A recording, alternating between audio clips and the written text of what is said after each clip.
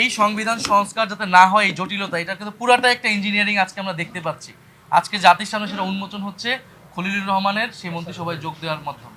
আমরা মনে করি যে আজকে সরকারি দল হিসেবে তারা যে সংবিধান সংস্কার পরিষদের শপথ নিল না, এটা গণভোটের যে গণরায় এসেছে হ্যাঁর পক্ষে, সংস্কারের পক্ষে, সেই রায়কে বৃদ্ধাঙ্গুলি দেখানো হয়েছে এবং প্রতিশ্রুতি ভঙ্গ করা হয়েছে।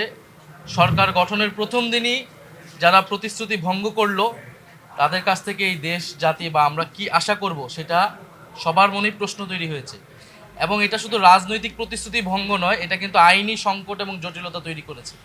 কারণ গণভোট যেই আদেশের ভিত্তিতে হয়েছে, যে জুলাই জাতীয় সনদ ব্রেকেটে সংবিধান সংস্কার বাস্তবায়ন যে আদেশ, সেই আদেশে সুস্পষ্টভাবে লেখা আছে যে জনগণের যে সার্বভৌম অভিপ্রায় জুলাই গণঅভ্যুত্থানে হয়েছিল, যার ভিত্তিতে সংস্কারের আকাঙ্ক্ষা, সে অনুযায়ী গণভোট হচ্ছে এবং গণভোটের যদি হ্যাঁর পক্ষে রায় আসে তাহলে শপথ হবে একই অনুষ্ঠানে। সুস্পষ্টভাবে আদেশে লেখা আছে একই অনুষ্ঠানে নির্বাচিত যারা সংসদ সদস্য হবে তারা সংস্কার যে সভা, সংস্কার পরিষদের সদস্য হিসেবে শপথ নেবেন এবং একই ব্যক্তির কাছেই তারা শপথ নেবেন এবং পরবর্তীতে কার্যক্রম আগাবে। ফলে আজকে যে তারা শপথ নিল না, এটা কিন্তু তারা এটাতে সাইনও করেছে জুলাই সনদ, যার ভিত্তিতে হচ্ছে পরবর্তীতে আদেশ হয়েছে এবং এই আদেশটাকেও কিন্তু তারা মেনে নিয়েছে, গণভোটকে তারা মেনে নিয়েছে, গণভোটে তারা অংশীদার ছিল।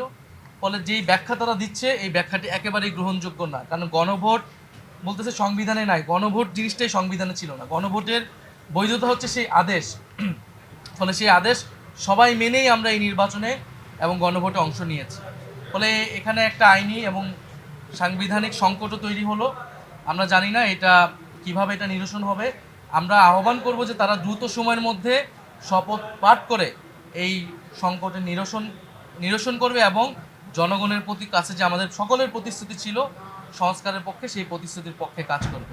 খলিলুর রহমান সাহেব যে আজকে ইন্টারিম গভর্নমেন্টের উপদেষ্টা হয়ে বর্তমান সরকারে যোগ দিয়েছে, এটা অনৈতিক এবং তাকে ইন্টারিম গভর্নমেন্টকে সরকারে নিয়ে যাওয়াটা একটা অনৈতিক কাজ। আমরা এটাকে অনৈতিক মনে করি। কারণ ছাত্র উপদেষ্টারা কিন্তু পদত্যাগ করেছিল নির্বাচনের আগে নিরপেক্ষতার স্বার্থে। তখন কিন্তু ব্লেম দেওয়া হয়েছিল যে এই ছাত্র উপদেষ্টা একটা দলের সাথে সংযুক্ত, তারপরেও ছাত্র উপদেষ্টা পদত্যাগ করেছিল। এখন খলিলুর রহমান উনি যদি এই বিএনপির সরকারে মন্ত্রী হন বা সরকারের অংশ হন, তাহলে কিন্তু একটা প্রশ্ন উঠবে যে আগের অন্তর্বর্তী সরকারে উনি তাহলে ওই রাজনৈতিক দলের পক্ষ হয়ে কাজ করেছেন। এবং নির্বাচনে যে ইঞ্জিনিয়ারিংয়ের কথা আমরা বলতেছি, আমরা যেটা দেখলাম যে কারচুপি হলো, ফলাফলে কারচুপি হলো এবং অনেকগুলো আসন হারিয়ে দেওয়া হলো আমাদেরকে, এবং পরিকল্পনা করে 2/3 আসন সরকারি দল নিয়ে নিল। এই সংবিধান সংস্কার যাতে না হয়, এই জটিলতা, এটা কিন্তু পুরাটা একটা ইঞ্জিনিয়ারিং আজকে আমরা দেখতে পাচ্ছি। আজকে জাতির সামনে সেটা উন্মোচন হচ্ছে খলিলুর রহমানের সেই মন্ত্রিসভায় যোগ দেওয়ার মাধ্যমে।